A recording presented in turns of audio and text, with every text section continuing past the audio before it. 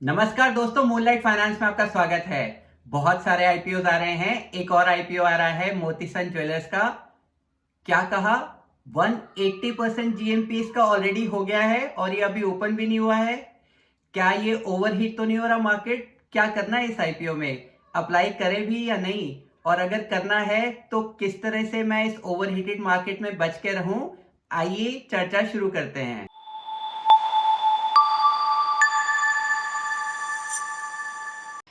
देखिए, stock market में हमेशा दो रूल्स को फॉलो कीजिएगा।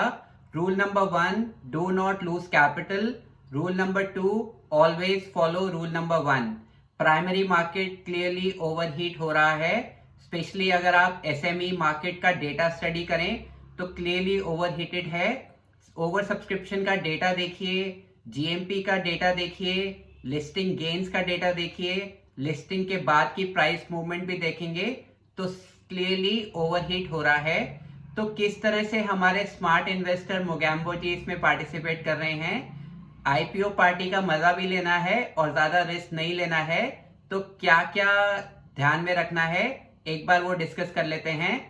मोगैम्बो जी हमेशा लास्ट डे को ही अप्लाई करते हैं ओवर सब्सक्रिप्शन डेटा चेक करके।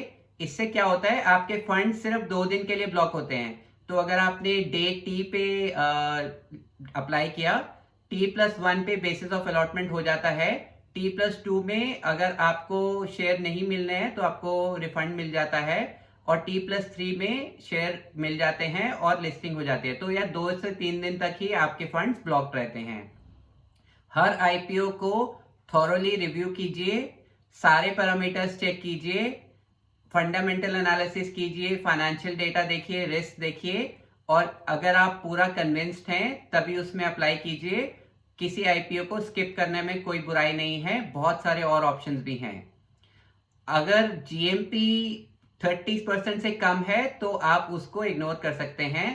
पहले मोगैम्बो जी 20% का लेके चलते थे कि अगर जीएमपी 20% से कम है किसी आईपीओ में तो उसमें अप्लाई नहीं करते थे। वो उन्होंने थोड़ा सा बढ़ा दिया है, अगर जीएमपी 30% से कम है तो वो अप्लाई नहीं कर रहे हैं।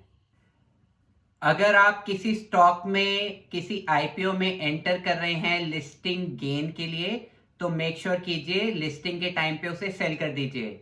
अगर उस समय छोटा मोटा लॉस भी हो रहा है तो उस लॉस को लेके निकल जाइए। इससे आपका रिस्क प्रोटेक्टेड रहेगा और आपका जो लॉस है वो मिनिमाइज रहेगा। जीएमपी अगर 30% से ज्यादा का है लास्ट डे में तो आपके लॉस की प्रोबेबिलिटी बहुत कम है। जस्ट इन केस ऐसा होता है कि लॉस हो रहा है तो उसको लेके निकल जाना बेहतर है इस ओवरहीटेड मार्केट में। जो टेम्पटेशन रहती है लिस्टिंग के बाद स्टॉक को खरीदने की, उसको थोड़ा रेजिस्ट कीजिएगा, क्योंकि अभी हो ये रहा है कि लिस्टिंग के बाद जो वैल्यूएशंस निकल के आ रही हैं कंपनी की, वो फेवरेबल नहीं होती हैं मोस्ट केसेस में। तो ऐसे में प्राइस मूवमेंट को चेस करना थोड़ा रिस्की हो सकता है। अगर हमें हमारे लॉन्ग टर्म टारगेट्स लिस्टिंग के टाइम पे ही मिल रहे हैं तो क्यों ना हम उसको सेल करके पार्टी एंजॉय करें और दूसरा आईपीओ में पैसा लगा दें। तो ये बहुत अच्छी स्ट्रैटेजी हो सकती है आज के एनवायरनमेंट के लिए। अगर आप लॉन्ग टर्म के लिए पैसा लगा रहे हैं आईपीओ में तो कोई प्रॉब्लम ही नहीं है। तो आप लिस्टिंग के प्राइस को देखिए भी मत, आप उसमें लॉन्ग टर्म तक इन्वेस्टेड रहिए। एलोकेशन के चांसेस बढ़ाने के लिए आप सारे फैमिली मेंबर्स के नाम से एक एक एप्लीकेशन लगा सकते हैं, और अगर आपके पास फंड्स अवेलेबल हैं तो एचएनआई बिग कैटेगरी में अप्लाई कर सकते हैं। इस स्लाइड से आपको आइडिया लग जाएगा कि किस तरह का ग्रे मार्केट प्रीमियम चल रहा है डिफरेंट आईपीओस का। इसमें से डॉम्स और आइनॉक्स इंडिया का वीडियो ऑलरेडी लाइव है, आप इस चैनल में देख सकते हैं। मोतीसंस ज्वेलर्स का अभी हम डिटेल में डिस्कशन करेंगे, बाकी आईपीओस का रिव्यू अभी नहीं किया है। कंपनी के बारे में ब्रीफली जान लेते हैं। अक्टूबर 1997 में एस्टैब्लिश हुई थी। सेल करती है गोल्ड, डायमंड, कुंदन ज्वेलरी और बाकी ज्वेलरी प्रोडक्ट्स भी। ये सेल करते हैं पर्ल्स, सिल्वर, प्लैटिनम और बाकी मेटल्स भी। काफ़ी वाइड रेंज ऑफ प्रोडक्ट्स हैं, traditional, modern and combination designs के। सूटेबल है स्पेशल ओकेजन्स के लिए भी और जनरल एवरीडे यूज़ के लिए भी ज्वेलरी बनाते हैं।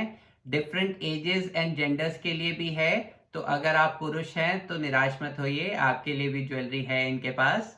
3 लाख से ऊपर डिजाइन्स हैं गोल्ड, डायमंड और बाकी मटेरियल्स के। कंपनी के फाइनेंशियल्स काफी स्ट्रांग हैं। अगर आप FY22 से FY23 की ग्रोथ देखें तो रेवेन्यू ग्रो हुई है 16.64% से और प्रॉफिट आफ्टर टैक्स की ग्रोथ काफी इंप्रेसिव है 50.51% की। अगर आप FY21 से FY23 की ग्रोथ के नंबर्स देखें, काफी स्टेडी ग्रोथ है। रेवेन्यू में भी 213 करोड़ से 366 करोड़ की हो गई है। प्रॉफिट आफ्टर टैक्स में भी स्टेडी ग्रोथ है, लगभग डबल हो गई है। FY21 में 9.67 करोड़, FY23 में 22.20 करोड़। बोरोइंग्स का नंबर काफी हाई नजर आ रहा है। अगर आप देखें बोरोइंग्स बहुत ज्यादा बढ़ नहीं रही हैं, लेकिन FY23 में प्रॉफिट आफ्टर टैक्स 22 करोड़ का था, उसी के साथ बोरोइंग्स 164 करोड़ की थी। तो बोरोइंग्स का नंबर काफी हाई है। ये मैंने मान लिया कि एसेट हैवी बिजनेस है, आपको बहुत इन्वेस्ट करना होता है, लेकिन उसके बावजूद बोरोइंग्स के नंबर से मोगैम्बो खुश नहीं है। लेकिन बाकी पैरामीटर्स में, फाइनेंशियल पैरामीटर्स में मोगैम्बो खुश हुआ। की परफॉर्मेंस इंडिकेटर्स देख लेते हैं। पी का नंबर 17.59 का है, जो बहुत रीजनेबल है।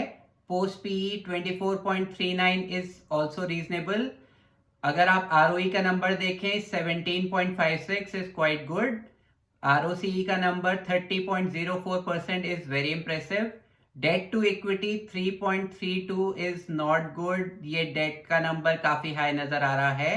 बाकी पैरामीटर्स में वैल्यूएशंस रीजनेबल हैं। पीयर्स के साथ कंपेयर करें तो गोल्डियम का पी 27 का है, डीपी आभूषण का 29 का, थंगमई ज्वेलर्स का 24 का। तो काफी कंपेटिटिवली प्लेस्ड है, काफी कंफर्टेबली प्लेस्ड है। वैल्यूएशन ज्यादा नहीं है, वैल्यूएशन रीजनेबल है। सबसे इंटरेस्टिंग स्लाइड है ये। इस आईपीओ का जीएमपी चल रहा है 180% का, जो बहुत ही बड़ा नंबर है। मोगैम्बो इस वक्त बहुत सरप्राइज हैं और बहुत खुश हो जाएंगे अगर अलॉटमेंट मिल जाती है। आईपीओ के बेसिक डिटेल्स देख लेते हैं। आईपीओ खुलेगा 18 दिसंबर को, बंद होगा 20 दिसंबर को। प्राइस बैंड है 52 से लेकर 55 तक। टोटल इशू साइज बहुत छोटा है, 151 करोड़ का पूरा फ्रेश इशू है, ऑफर फॉर सेल नहीं है और इस बात से मोगैम्बो खुश हुआ। ऑब्जेक्ट ऑफ द इशू देख लेते हैं।